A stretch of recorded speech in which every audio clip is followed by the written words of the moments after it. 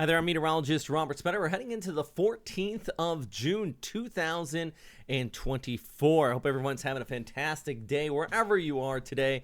Watching some convection actually moving across the southern half of the Philippines, all thanks to this tropical wave I was talking about that was pushing through from the east. We have another wave back towards the east as well, so this is going to continue to move out. High pressure ridge north of that continuing to dominate, keeping things dry in parts of Luzon, while the rainy season front, you know, that rain that's been bringing some landslides into parts of Okinawa, specifically around Chantan area there near Cadena as well, just due to heavy precipitation. But let's focus in on the tropics here. And how about this wave towards the south and east of Guam? Now, at this time, no circulation, no organization out of this.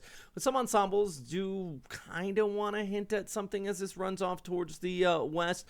I can tell you, sea surface temperatures exceptionally warm. So there is definitely energy for growth, and you can see the wave kind of pushing over Plowniap here and kind of heads off there, and it doesn't organize all that much according to the ECMWF model. But if we kind of look at the Climate Prediction Center, they still say sometime between the 19th and the 25th there's a chance of tropical cyclone development in the Philippine Sea, and even an above average chance as we go ahead into the start of July. Now, let's scoot over towards our long-range ensembles and kind of get an idea of maybe what the CPC is picking up on. And you can see here the 19th, yeah, there is kind of an area right there in the Philippine Sea. I'll throw up the little illustrator on the map here, get an idea of what I'm talking about here. That is with the climate predictions, or excuse me, with the GFS. Then we look at the ECMWF and doesn't really show much. So that's at least out through the 19th. In the extended long range, even the GFS also showing something into July. I mean, we're talking way out there. This is by June 25th.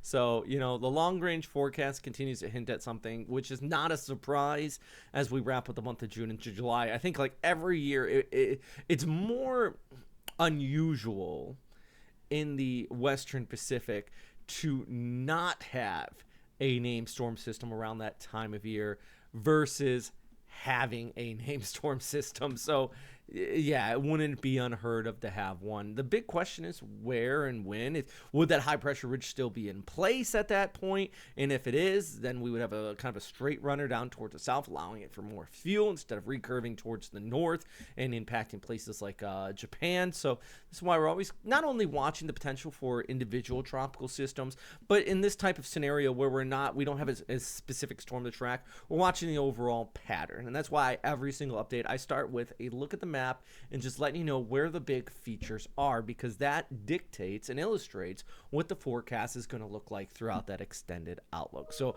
basically the easterlies in the south, so places like Siargao seeing that easterly flow with the chance of showers.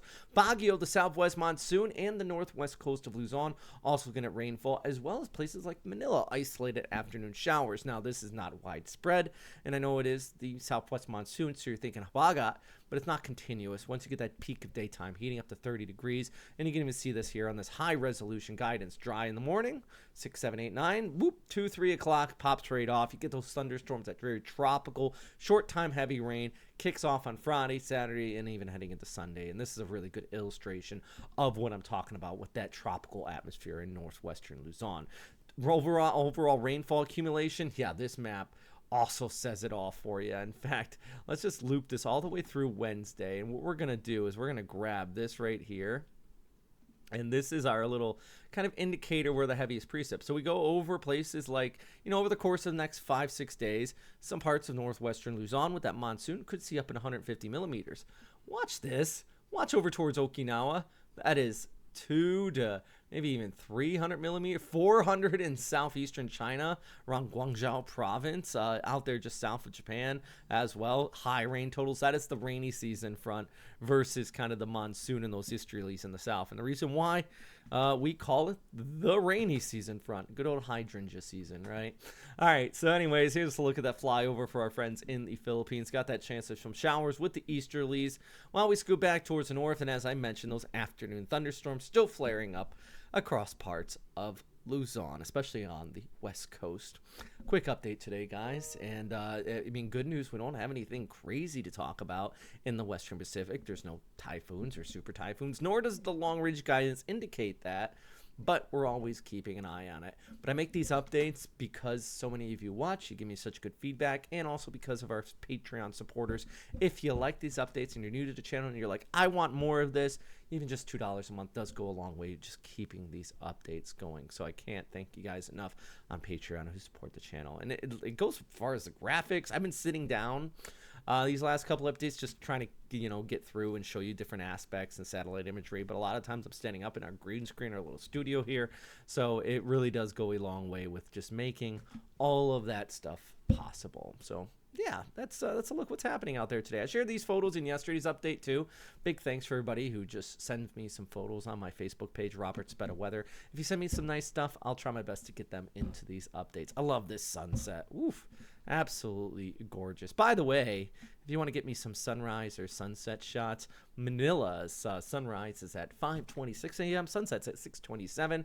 I look forward to seeing your photos. As always, thanks for watching, and number one thing, of course, is stay safe out there, friends.